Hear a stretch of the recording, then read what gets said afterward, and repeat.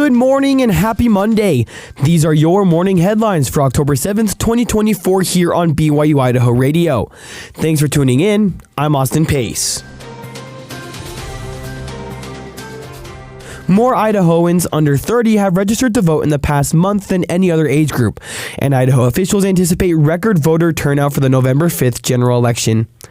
The Idaho Capital Sun reports that between September 3rd and October 3rd, over 25,000 people registered to vote in the state, with nearly 38% or around 9,400 people between ages 18 and 29.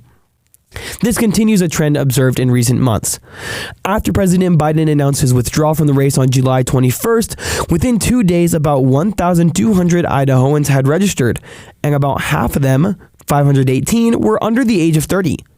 The same happened after Taylor Swift endorsed Vice President Kamala Harris for president on September 10th. 3,440 Idahoans registered within 2 days. 45% of these voters were also under the age of 30. While there are 154,000 registered voters under the age of 30, the age group with the most registered voters continues to be Idaho seniors, or people between the ages of 60 and 74. This surge of young voters adds to the fact voter registration numbers in Idaho are already outpacing those of the 2020 election. As of October 4th, Idaho had 1,042,000 registered voters, surpassing the 2020 registration totals at this point in the election. For more information about Idaho voter demographics, visit voteidaho.gov. At the concluding session of General Conference for the Church of Jesus Christ of Latter-day Saints, President Russell M. Nelson announced the church's intent to construct 17 new temples in communities and regions around the world, including one in Coeur d'Alene. According to Church News, this brings the total temples operating, announced, or under construction to 367. President Nelson has announced 185 temples since 2018, which is more than half of all temples in the church. In his address, he said, "Why are we building temples at such an unprecedented pace? Because the Lord has instructed us to do so. The blessings of the temple help to gather Israel on both sides of the veil," he said. These blessings also help to prepare the people who will help prepare the world for the second coming of the Lord. Latter-day Saints consider each temple to be a house of the Lord and the most sacred places of worship on the earth where faithful members go to find peace, inspiration, spiritual power, and enter into sacred covenants and promises with the Lord. The Power to Become conference is happening on campus next week. Ella Ziegler has the story.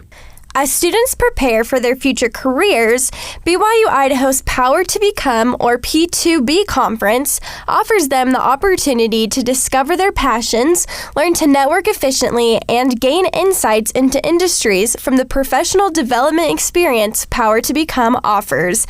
The event is for students, alumni, and guests hoping to learn more about how BYU-Idaho graduates can make an impact in the professional world. Engagement Coordinator Eve McCulloch hopes people will feel encouraged by the messages. I think maybe there are two goals. The first one is that they feel inspired and encouraged in their own capabilities because the speakers provide guidance, kind of like a counsel on how to move forward. And then I think the second goal is that they see that that's connected to BYU-Idaho, because I think some people maybe even compare like BYU-Idaho to BYU-Provo and think that it is a lesser university when it isn't. And so I think something like Power to Become shows students what is possible from BYU-Idaho. P2B is Thursday, October 10th at 7 p.m. in the Hart Auditorium. Doors open at 6, and there will be a tailgate party starting at 4 with music, food, and games. This year's speakers are Sydney Peebles, the founder of luxury handbag brand Sydney Banks, Peter Nguyen, spokesperson from the Department of Defense, and Emily Rushton, the founder and CEO of recruiting agency Hire Integrated. The MC and musical performer is Yehosh Bonner, popular gospel musician and influencer.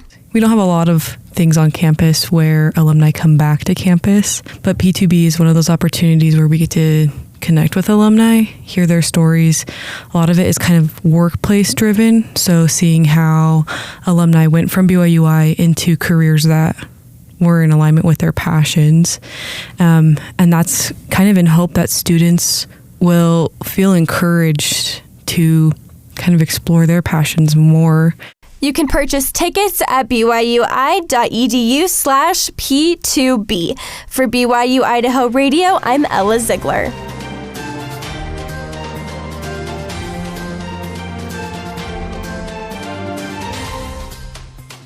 Thanks for joining me today. These have been your morning headlines for October 7th, 2024. We've got more great content for you anytime you want it. Just search for BYU-Idaho Radio on your favorite podcast app. You can also ask your smart speaker to play KBYI 94.3 FM. We're also online. Head on over to byui.edu/radio to listen there. For BYU-Idaho Radio, I'm Austin Pace.